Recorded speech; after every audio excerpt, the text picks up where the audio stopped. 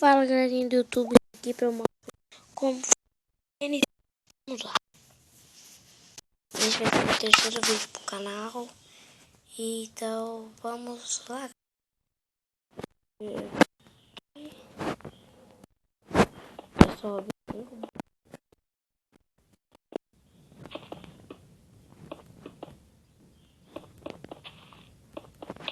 e põe 7, ó, põe 3 assim e 7 assim. Ao se contar com isso daqui, se contar com isso aqui, ó, vai ficar 8. 1, 2, 3, 4, 5, 6, 7, 8. Então, galera, vocês aumentem mais um bloco, que já eu mostro por quê. Põe esse bloco, põe a lava, põe no de baixo, tá?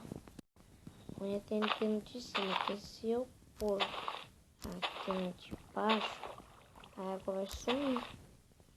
Tá bom? Vocês põem aqui, ó. 4. O importante é que vocês deixam 2 só. Então, aí vocês coloquem redstone aqui em volta.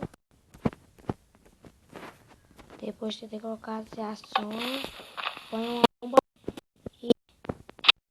Opa, deixa eu mostrar pra vocês que não... Opa, o pulinho de baixo, a água secou.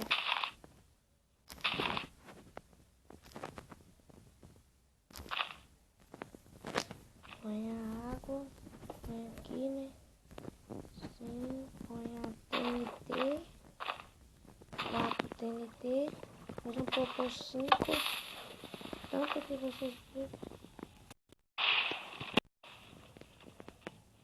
Ela acionou lá em cima. Então, põe 4, outra e tirou bem. E é isso, galerinha. Não se esqueça de dar um gostei.